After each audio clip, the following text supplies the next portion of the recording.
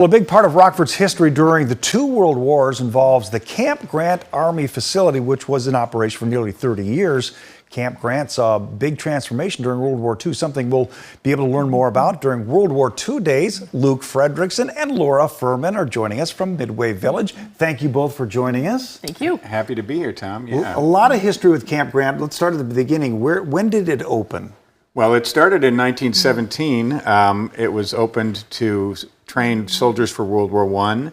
And then it was closed in between the two wars, but then it really was expanded, and we're here to kind of talk about one particular kind of training they did at Camp Grant, and Laura Ferman is our expert on Camp Grant as we prepare to open our big exhibit on Camp Grant next year. Yeah, so Laura, what was the initial idea behind Camp Grant? What was the initial purpose?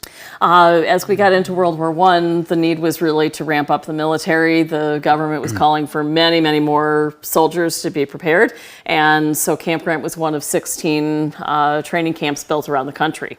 As Luke said, in between the two wars, it wasn't actively used by the federal government. It was used by the National Guard and some other smaller local purposes. But then as World War II came down the line and it became clear that the U.S. wouldn't be able to stay out of it, the federal government made the announcement in the fall of 1940 that they were going to reactivate Camp Grant. They started by making it a reception center to take new inductees in, but the major role that it had was as a medical training center, a medical replacement training center. Were there POWs there?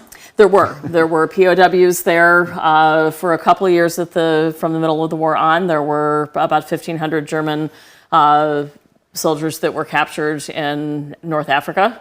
And one of the reasons they were brought to Camp Grant was because we needed the farm laborers. All of the local labor was off fighting, and the federal government felt that it was a great way to put these prisoners of war to work, was to put them where we needed the most labor. Yeah, fascinating times. What happened to Camp Grant after the war? Because it's basically where the Rockford Airport is now, and it was an airport before Camp Grant or during Camp Grant. What happened after World War II?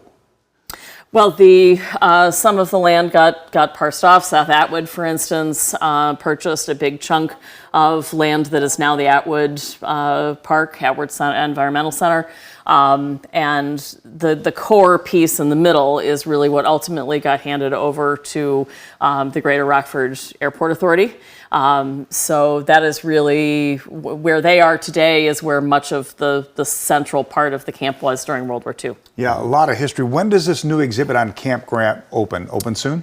Well, we're hard at work getting the exhibit installed as we speak. Good. And well, get back to work. What are you doing on our show? You got work to do. Yeah, well, that's why it's always here, and she's at hard at work on that stuff back at Midway. Yeah. But the plan is to, early next year, welcome the public to our ribbon cutting for that new exhibit, and the exhibit will be called "You're in the Army Now: Camp Grant, Rockford's Legacy." All right, let's talk about World War II days. Always an interesting and fascinating time. Joey Marino, our meteorologist, our buddy in the morning, he's going to be out there. Yes. World War II days is very popular, very educational as well. Talk about the importance of having this on your premises. Well, it's the Midwest's largest World War II reenactment, and we get over 1,000 reenactors and many dozens of authentic military vehicles. It's a great way to bring the family out and learn some history and have a good time.